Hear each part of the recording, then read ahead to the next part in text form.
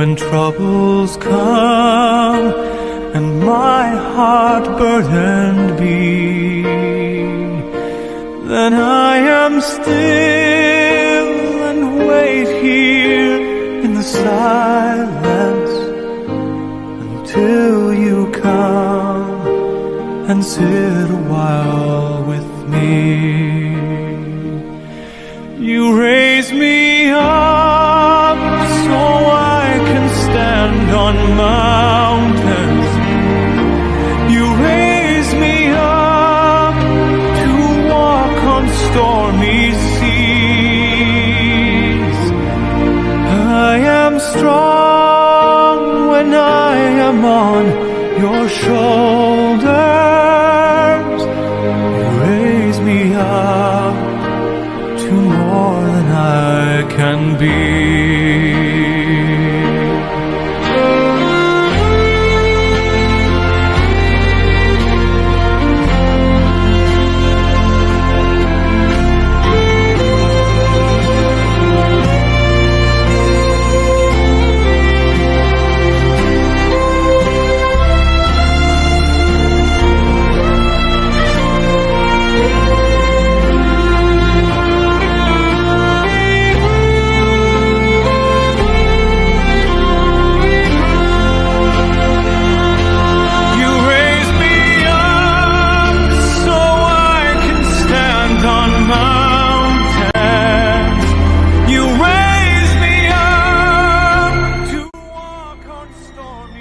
Hello, Lola G. Honestly, I don't even know what to say, but sobrang nasaktan ako nung nawala ka, pero parang comfort ka na lang sa sarili ko na hindi ka na mahihirapan kasi nga nung dito, sobrang hina mo na, sobrang hirap na talaga. So, yun na yung parang nagpapacomfort sa akin na nasa better place ka na, malakas ka na dyan. Baka nga, galaro ko na ng bet game dyan kasama yung mga kalaro mo dati.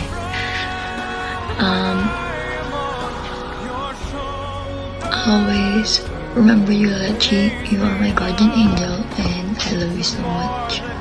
I'll miss you, Lola G. Mahal na mahal kita.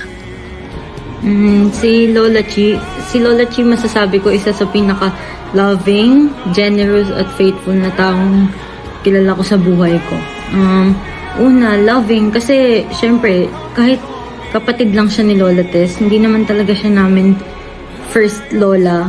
Naalala ko nung bata kami, nung baby kami, kahit ang payat-payat ni Lola Chi, siya lagi nagpapaligo sa amin, lalo na kay Shante. Ang bigat-bigat pa ni Shante nun. Isipin niyo si Lola Chi na mapayat, tapos binubuhat pa niya si Lola Chi as a baby dahil lang gusto niya kaming alagaan. Dahil, syempre, apo niya kami, mahal niya kami. Tapos, naalala ko, si Lola Chi, kasama ko siya growing up sa Quiapo, sama-sama kami doon. Tapos, kaya ako nasabing faithful kasi sa dami ng memory namin, ang pinaka-naaalala ko kay Lola Chi, yung suot-suot niya yung skirt niya, tapos sobrang kapal na blouse. Syempre, color purple, parehas yung violet. Tapos pupunta siya sa parang San Juan de Dios yata yun. Tapos makikipagkita siya kasama yung mga iba ring babae na ganun din. Ganun din yung suot na parang, hindi ko alam kung nagmamas ba sila. Tapos minsan sinama pa niya kami. Tapos nagulat ako kasi sabi ko pa nun, ba't laging pumupunta si Lola Chi dun? Ganun lang pala yung ginagawa. Sabi ko ganun. Pero hindi ko naman naintindihan din.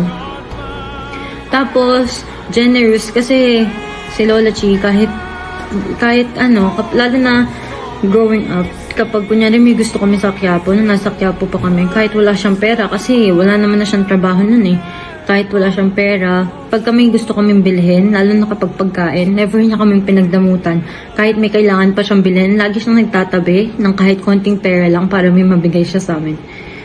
Pero ang pinaka hindi ko malilimutan kay Lola Chi, yung maganda niyang boses. Kasi sa lahat ng boses kapag sa party, si Lola Chi lang yung pinaka maririnig mong maganda na boses. Tsaka parang dinig na dinig mo lang na passionate siya. Kasi hanggang tingnan niyo kahit hanggang may sakit nga siya, kumakanta pa din siya. So, hindi ko ma-imagine kung ano na yung magiging mangyayari sa mga party ngayon na wala na si Lola Chi at yung maganda niyang boses. Yun lang. We love you always, Lola Chi. Never ka naming malilimutan. And sana masaya ka, lalo na ngayon nasa heaven ka na. Love you. Chi, message ko sa'yo,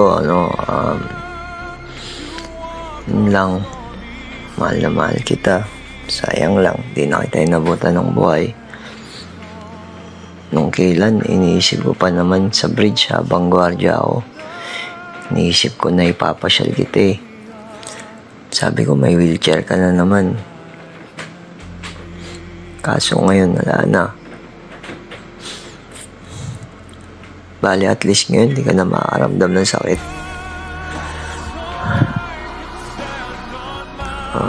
Naalala ko nun. Sayang lang, sorry Jin. Hindi man lang kita naalagaan ng gusto. Samantalang ikaw nag-alaga sa akin.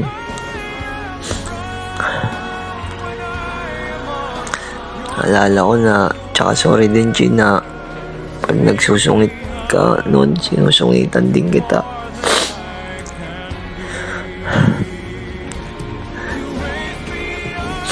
Pero pagdating naman ng gabing yun, nakukonsensya ako dahil bakit ako nagsungit sa'yo.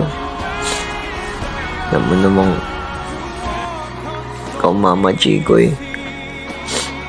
Mahal na mahal kita Chi.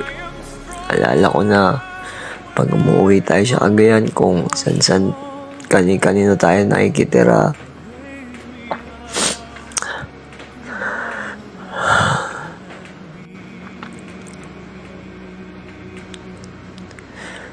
Bale, yaman na Chi, at least pahinga ka na. Mahal na mahal kita Chi.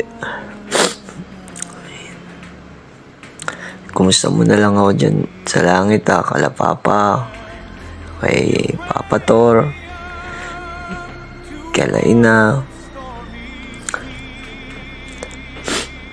kay Uncle Paul, basta sa kanila.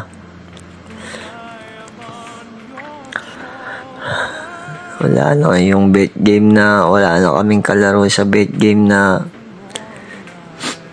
pati-pati. Miss kita Chi. Vale, ganyan talaga ang buhay. Ayun lang.